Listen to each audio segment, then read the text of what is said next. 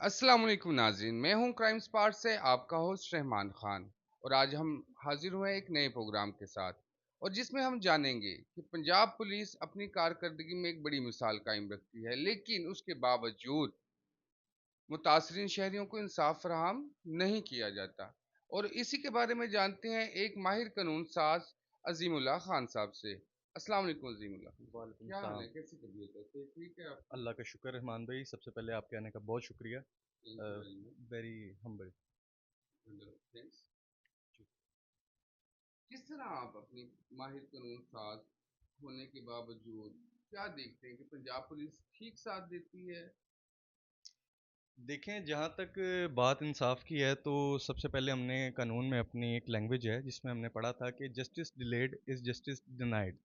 यानी कि अगर हमारे मुल्क में लोगों को इंसाफ ही नहीं मुहैया किया जाएगा तो लोग इदारों पर यकीन रखना छोड़ देंगे, जो कि हमारे काफ़ी लोगों की मेंटालिटी बन चुकी है। बिल्कुल ऐसे। चूँकि पुलिस, अब जैसे रिसेंटली हमने अभी एक केस अटेंड किया था 9C का, जिसमें एक आदमी जिसकी एक माँ है बुज़ुर्ग और वो अकेला कमाने वाला है, उसके वालिद साहब भी नहीं हैं याद, और उस पर 1080 ग्राम चरस का मुकदमा, जाली मुकदमा पुलिस ने डालकर उसको गिरफ्तार कर लिया था।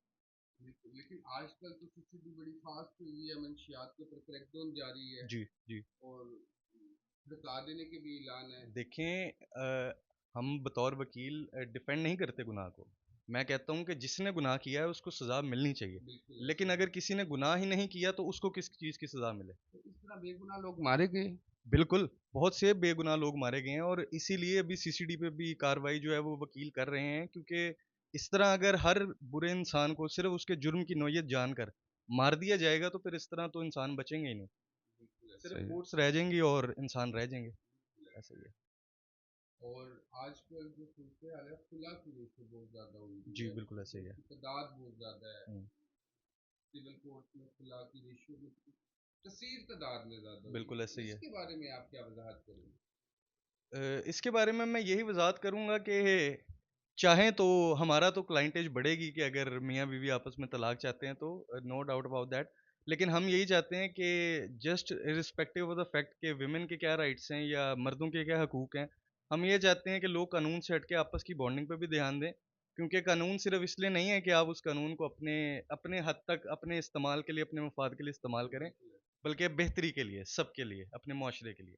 आप ये समझते हैं कि गरीबों और अमीरों में उनके लिए क्या फ़र्क है? उनके लिए मतलब कि जो अमीर लोग हैं, जो सैब हैसियत लोग हैं, उनके लिए तो सारे मामलात बड़े ईज़ी हैं।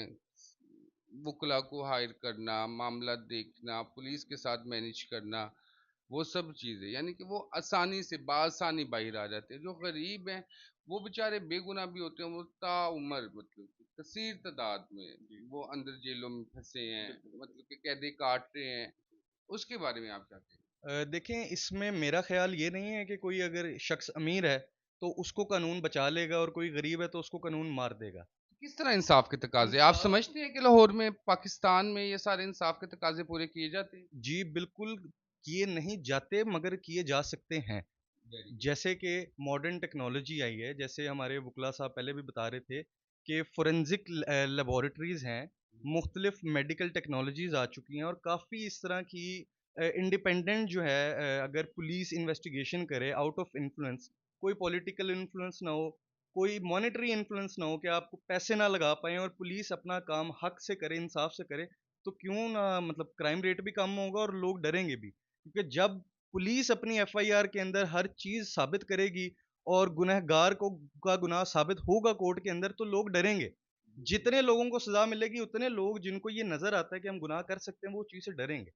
लेकिन जब पुलिस ही अपना वो काम सरअंजाम नहीं देती और एफआईआर को उतना वीक रखती है कि मुल्ज़िम आराम से निकल जाए, तो फिर मामलात जो हैं वो ख़राब होते हैं कानून के लिए। अच्छा, इस तरह अदलिया को आप क्या समझते हैं कि अदलिया इंसाफ प्रॉपर मुहैया कर रही है? देखें, अदलिया जो है वो हमारे लिए फ़ख्र का बाइस है और अदलिया भी जो है वो एविडेंस और डॉक्यूमेंट्स और हर चीज़ जो साबित हो सके उसकी भूखी है। एक आईओ, एक एएसआई, आईओ, जी, इन्वेस्टिगेशन जी। ऑफिसर, वो अपनी मिसल में जो लिख दे, हुँ। क्या कोर्ट उसी को एक्सेप्ट कर लेती है? उस पे इन्वेस्टिगेशन होती है, लेकिन अल्टीमेट जो पुलिस रिपोर्ट फाइनल एक करार दे देती है, उसी के हिसाब से फिर फैसला किया जाता है।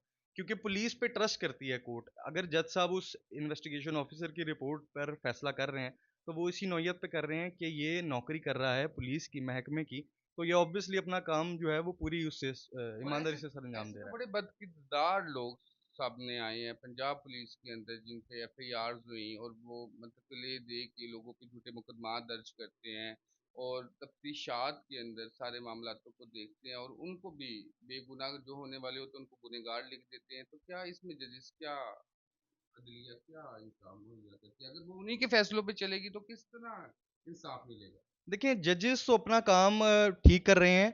इट्स मेरे हिसाब से it's about the investigation. Investigation अगर पुलिस ईमानदारी से करे, तो कोर्ट भी फैसला ईमानदारी से ही देती है। कोर्ट के सामने अगर कोई चीज़ प्रूफ ही नहीं हो रही, तो कोर्ट आपको गुनहगार नहीं साबित कर सकती। कोर्ट अगर आपको एवें ही गुनहगार साबित कर दे आउट ऑफ नो रीज़न, तो वो कोर्ट के लिए भी फिर नाअहली का मुकाम है। तो कोर्ट अपना काम सही से अदा कर रही है। अगर पुलिस अपना काम सही से अदा करे, तो जजेस को कोई मसला नहीं है इंसाफ फराहम करने में, और जजेस शुरू से फराहम करते आए हैं इंसाफ लोगों को। मुखला हजरात के भी बहुत सारे स्कैंडल्स सामने आए हैं, उसके बारे में आप क्या कहना है? देखें, काली भेड़ें तो फिर हर मुआशरे में हैं। आपके उसमें इदारे में भी हैं, कुछ रिपोर्टर्स भी ऐसे होंगे, कुछ वुकला भी ऐसे होंगे, लेकिन सबका मैं नहीं कह सकता। हम आपके सामने प्रोफेशनल लोग हैं, और अपनी कौम के लिए, अपने लोगों के लिए हम हाज़िर हैं हमेशा। Thank you welcome sir, very honoured, honoured.